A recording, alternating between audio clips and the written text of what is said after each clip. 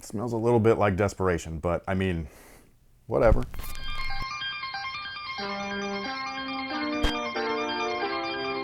Hey, what's going on, guys? My name's Chris. Welcome back to the official WearTesters.com YouTube channel. Today we got a detailed look and breakdown on the Air Jordan 1 High OG in the Shattered Backboard colorway, and it's the original version of the Shattered Backboard colorway, even though they've tweaked a few things for the better, at least in my opinion. First of which is the box. This actually is pretty cool. It is a regular Jordan 1 box, but it's got the Shattered Backboard kind of like glass looking effect on there, and I just think that it's nice. This shoe, to me, while being extremely overhyped for its leather quality, I think this is also funny. Not only was this one of the most overhyped shoes ever, but it brought in a new wave of people that are leather experts. And it's just like, dude, you guys don't know that this is all split grain, thin cut. That's why it's so soft. The good is thick and it's hard. Yeah, that's what she said. That's my joke, damn it. So yeah, it's just weird. But I will give credit where credit is due. This shoe is one of the first ones. This could be a positive or a negative depending on how you're looking at the sneaker thing. But this is one of the first shoes that actually told a story really well and properly. Like, we're talking about like deep dived into MJ's history, pulled out a special little nugget that not a lot of people knew about and showcased it for the entire world to see. And it was reflected in this product right here. And I thought that that alone was really awesome. Now, since 2015 and this initial colorway, the Shattered Backboard theme has been used over and over and over and over again. Hey, when you have one hit, copy and paste, right? Copy and paste. Now, the product itself this time around, I think looks really cool. They tweaked the shape of the shoe. I think that this looks a lot better than what we were getting in 2015. These are all small details that some people will notice, some people won't. There's a slightly bigger swoosh on there. The back is straighter. It's not so like, I don't know how you, like it like was forward facing, you know what I mean? Like it like had a lean to it like Michael Jackson. And I just think that this is a better overall product. The storytelling is still top notch, so I really dig that. I will say that since this, brands and marketing departments have really attached stories to footwear in ways that is just unnatural and not authentic. It's forced, and that I think is lame. But when it's done properly, like what the original of this shoe did, I think that that's really cool, and I think that it tells a really good story. So for those of you guys that don't know, which I mean at this point everybody should, you know what I mean? The shoe's so old and they've released this colorway on multiple models for years now. But just in case you don't know, rookie MJ had summer vacation, and MJ being MJ, he played, you know what I mean? Like, he had that whole like for the love of the game clause within his contracts, where most professional athletes are not allowed to do extracurriculars after the season's over, just in case you being the asset gets injured, and then it fucks up the owner's investment. But MJ had that thing thrown out, and he was like, no, my contract is going to say that I can play anywhere at any time I feel like it. And he did just that. He played in an exhibition game over in Italy. He wore a uniform that was colored up just like this, not literally, but like it was these colors, you know what I mean? Like the white, the black, and the orange. And then he went for a dunk, shattered the backboard, and the rest is history. I believe the originals came with this same graphic on the original insoles, so them keeping this I think is dope. The insole is a fake dream cell though, so it's not like the greatest insole, but the graphic won't wear off. It's actually printed onto the fabric liner. So you can just keep this in there and wear it if you want, or you could take it out and swap it out for whatever insoles you prefer. It's really up to you. And before I forget, they do come with an extra set of laces. They are orange. The ones that are equipped in the shoe are black, so whatever ones you choose to use, go for it. I believe over the years I've seen people do the sail treatment on the laces too, so that's always an option if you were looking for something aftermarket. Now, as far as the shoe is concerned, much like every other Air Jordan 1, they featured some of the greatest traction of all time. Radial, just like this, is fantastic. Man, this is, I just love this outsole. An Air Jordan 1 gets me almost every time. Moving on up, we have a rubber cup sole. It is done up in sail, as is the side panel. This is where people are gonna like throw their hate for the sail look out the window, and they're gonna be like, nah, we're cool with it on this one. Maybe the new heads are like, put that thing back where it came from, also help me. But either way, it's a rubber cup sole. Inside that rubber cup sole is a polyurethane wedge. Inside that polyurethane wedge is an encapsulated heel air sole unit. In the forefoot, there's absolutely nothing. You're damn near on the floor, and I can love that. A shoe like this, wearable every day, all day, at least for me. I know that some people want comfort, they want bounce, they want squish. Other people want neutral. It's me. Hi. And that's what a shoe like this offers. So while I wouldn't necessarily want to play in something like this, wearing them around casually is, in my opinion, the move. Now the materials are the main thing like about this shoe. That's always what you hear. The Shattered Backboard is the shoe that would be like, it turned into a thing. Everybody would be like, how's the leather? Is it Shattered Backboard quality? Every time. Every fucking time. And it's just like, you want thin cuts of tumbled leather, like that's what you want, that's what you think is quality. I think that that's crazy. Thin cut leather is comfortable and it's soft. It's not the best quality of leather though, and that's just a fact. And then when you throw on that fake tumbled look on it, like I personally just didn't like it. Not to say that it's not wearable, because it is. If you compare something like this to say something like the Air Jordan 1 85s, you're probably going to lean this direction because there's no break-in required. You know what I mean? Like, you're going to put your foot in here, you're gonna lace them up, and you're gonna be good to go. And yes, I'm guilty of the same thing. Something like this, to me, is more comfortable than a brand new fresh pair of 85 Jordan 1s. But if you're willing to put the work in, the 85s do break in and they do feel really good, the lows specifically. The highs still are like stiff sometimes, depending on the colorway. The black and white ones are fantastic. Every other colorway is like a hit or miss. But either way, I think that this leather is good for what it is. It's meant to be easily worn. It's meant to crease and move naturally with the foot. And in that sense, it's awesome. Is it as good as the original? I don't even remember. Like, I remember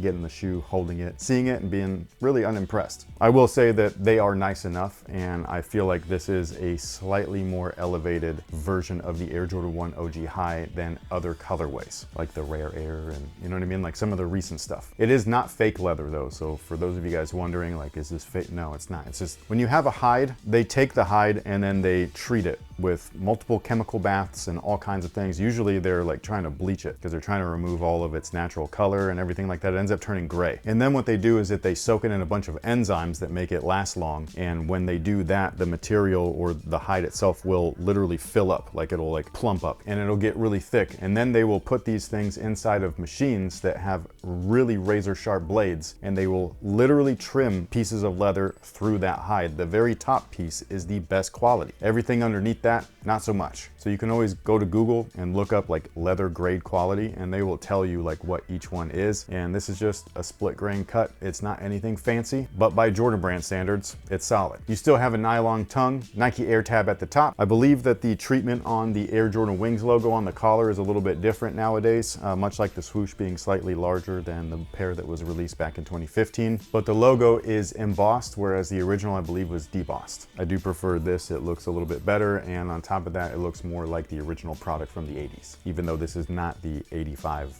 version of the shoe, despite the OG moniker. Now, in terms of sizing, they do fit true to size, whatever you typically wear in your Air Jordan 1 highs. That's exactly what I would order. They will be available in all sizes this time around, so we're talking about from men's all the way down to like crib sizes, so that's pretty awesome. If you were looking for a pair here locally in the Sacramento or Elk Grove area, make sure that you hit up Phenom. They have two locations, one in Elk Grove, the other one at the Doco Shopping Center. And if you were interested in their launch procedures, it's very simple. All you're gonna do is follow them over at Instagram, simply at Phenom Global. So whether these are going to be raffle, first come first serve, online first, and then in-store only, you're going to just want to follow them and make sure that you like are up on things. Now, with all of that being said, what is today's viewer submitted question of the day? I think this is our first like ongoing multiple video conversations. Is this about something we just talked about? It is now going to be our third video for this conversation. So for anybody who's missed it, go revisit the Pink Diamond LeBron 20s and then go over to the Kobe 3 Protro. Okay.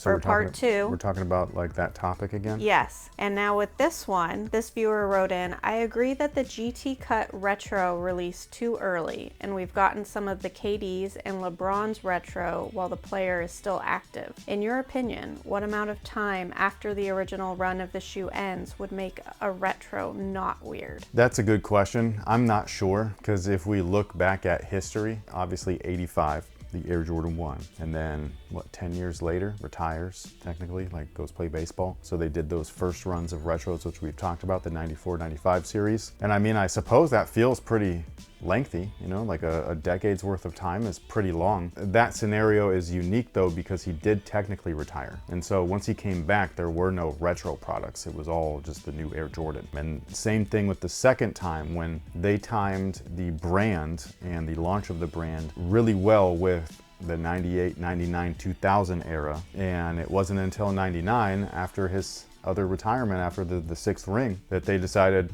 we're gonna release like Jordan 1s again, we're gonna do Jordan 4s, Jordan 3s, all that stuff. Like they started doing the retro again. And at that point, they were well received versus the first time around where everything went to clearance. That was almost a decade again, like, you know what I mean? Like roughly, like not quite, but like 15 years. Yeah, so to me, it's not even just the length of time, it's like it's the moment, you know what I mean? Like he's not active. So that's what's weird for me, is like when Curry's, KD's, LeBron's started getting retroed or floatroed or protroed, while these guys are actively playing still, that to me is weird. But only because I'm used to what I just explained, which is like the only time that we've had Jordan retro product is when Jordan is not an active player. I guess as far as the GT Cut 1 and the Sorry to cut you off. I do want to put an asterisk on that because he did become an active player during the Wizards era and there were retros, but at that point you can't pull back. It's a Jordan brand. You're fucking out there. Yeah. And he wore those retros. That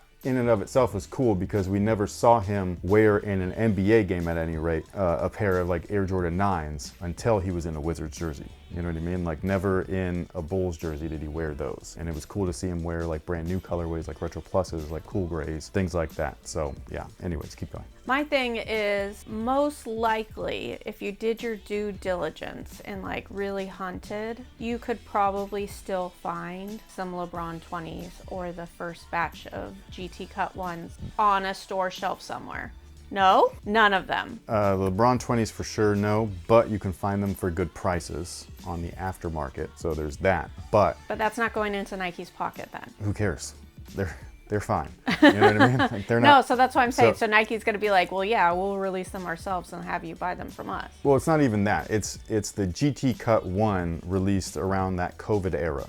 And those shoes are astronomically overpriced on the aftermarket versus the LeBron 20, where you can get a pair for a good price. Okay. You know what I mean? So like that shoe was already hard to get due to whatever issues were going on in the world, like distribution, allocation, everything. Everybody getting stuck in the house, the stores weren't getting, like, you know what I mean? Like there was happening. So with that, that's almost an asterisk in and of itself, where it's like, I can see why, but at the same time, that then begs the question that I proposed in the first video, the pink LeBrons, which is why don't we then have a longer shelf life for product? Like if we think back at the Air Force One, the Air Force One had its run. We learned this at Nike's campus from the guy that marketed and sold the shoe to retailers. The guy going store to store being like, you're gonna want this product, you know what I mean? Like on your shelves. They put out the Air Force One with its intention being one and done as a product, and then the whole year goes by after it's already out of circulation and people are wanting the shoe still. Like they want it. Either they missed it or they cooked a pair and they want another one. You know what I mean? And so it forced Nike, and I say forced loosely, it's just that it showed Nike that they had a really good product right there. And so they were like, okay, let's go back to the drawing board. They tweaked the shoe a little bit, so it wasn't exactly the same, but it's still a great shoe, you know what I mean? And then it re-released and it's been on shelves ever since. We're talking about since the 80s.